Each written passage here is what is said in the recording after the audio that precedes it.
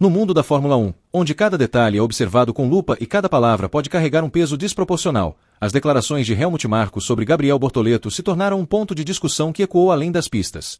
Marko, figura conhecida por suas análises diretas e por muitas vezes não medir palavras, é alguém cuja opinião sempre repercute. E quando ele resolveu falar sobre o jovem brasileiro que recém havia estreado na categoria, suas colocações criaram uma atmosfera de desconfiança e desafio que poderia tanto prejudicar quanto impulsionar a carreira de Bortoleto. Foi às vésperas do início da temporada de 2025 que Marko decidiu dar um panorama sobre os estreantes daquele ano. Em sua visão pragmática, ele classificou Bortoleto como um piloto B, alguém inteligente, consistente, capaz de trazer o carro de volta à garagem sem cometer erros graves, mas que, em sua leitura, não apresentava a velocidade final que diferencia os grandes talentos dos meros bons competidores. Ao mencionar o passado do brasileiro, Marko destacou que nas categorias de base, mesmo tendo conquistado títulos importantes como o da Fórmula 3 e o da Fórmula 2, Bortoleto havia vencido poucas corridas. Para o conselheiro da Red Bull, isso era sintoma de uma falta de agressividade e de talento bruto que, na visão dele, poderia limitar o crescimento do piloto em um ambiente tão competitivo quanto a Fórmula 1. Essas falas caíram como uma bomba para a imprensa especializada. Ao mesmo tempo em que muitos entenderam a lógica do raciocínio de Marko, outros enxergaram ali um julgamento precipitado de alguém que historicamente erra e acerta em suas avaliações de jovens pilotos.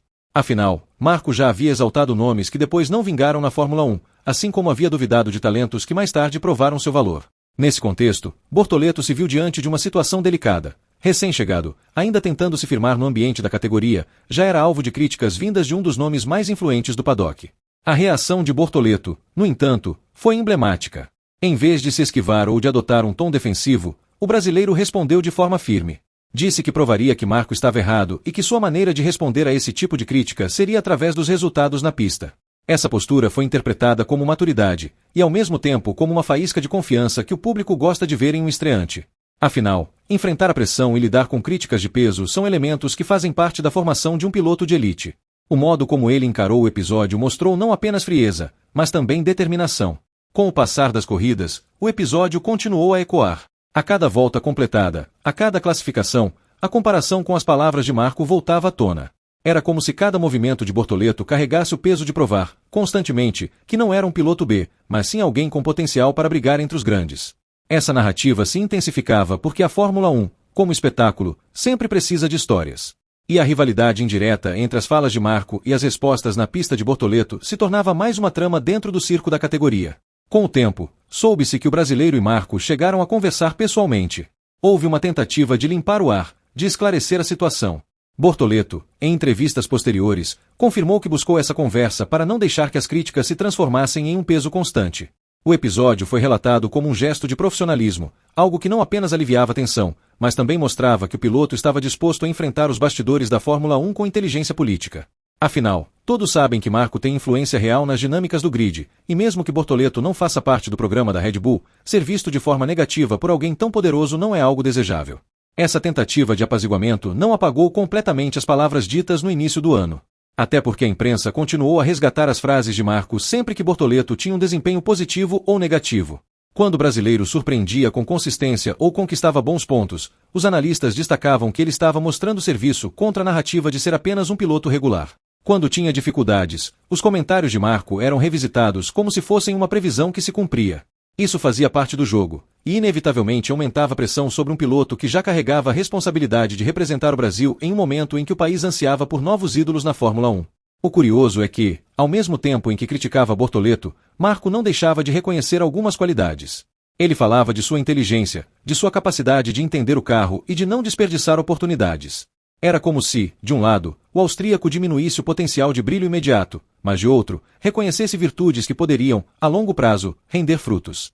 Isso criava uma leitura ambígua. Estaria Marko tentando apenas ser realista, ou estaria já colocando pressão de propósito para testar a resiliência do brasileiro? Muitos especialistas enxergaram as falas de Marko como parte de um comportamento recorrente. Ele costuma medir os jovens pilotos não apenas pelo talento cru, mas também pela maneira como reagem a críticas severas. Ao dizer em público que Bortoleto era um piloto B, talvez ele estivesse justamente testando quanto o brasileiro teria capacidade de enfrentar o peso da opinião pública, dos jornalistas e das redes sociais. Nesse sentido, a resposta firme de Bortoleto poderia ter sido exatamente o que Marko queria ver, um novato que não se curva diante de críticas e que usa a pressão como combustível.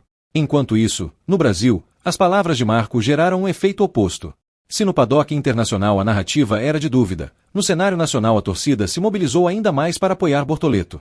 As declarações foram interpretadas como desrespeitosas, e o orgulho nacional fez com que os fãs enxergassem no piloto uma figura de resistência. Era como se, mais uma vez, um brasileiro tivesse que provar ao mundo que podia chegar longe mesmo contra os olhares desconfiados da elite da Fórmula 1. Essa energia ajudou a aumentar a popularidade de Bortoleto e fez dele um nome cada vez mais presente nas discussões esportivas. Com o desenrolar da temporada, a tensão foi diminuindo. A conversa entre Marco e Bortoleto ajudou a esfriar o assunto, mas a lembrança da frase piloto B seguiu como marca. Para alguns, seria um rótulo difícil de apagar. Para outros, poderia se transformar em uma motivação constante para que o brasileiro fosse além do esperado. De todo modo, o episódio acabou servindo como um capítulo inicial que marcou sua entrada na Fórmula 1, não apenas o de um estreante buscando espaço, mas de alguém que precisou lidar com críticas de peso logo nos primeiros passos. O futuro dirá se as palavras de Marco foram uma previsão acertada ou uma avaliação precipitada. O que se sabe é que, ao longo do tempo, pilotos classificados como medianos conseguiram provar seu valor e alcançar grandes feitos. A história da Fórmula 1 está repleta de exemplos de atletas que começaram desacreditados e se tornaram campeões. No caso de Bortoleto, sua determinação e capacidade de enfrentar de frente tanto a pressão das pistas quanto a dos bastidores já mostraram que ele não se deixa abalar facilmente. Talvez, no fim, o comentário de Marco tenha servido como combustível para que ele escreva um caminho ainda mais marcante. O episódio, portanto, não pode ser visto apenas como uma crítica isolada.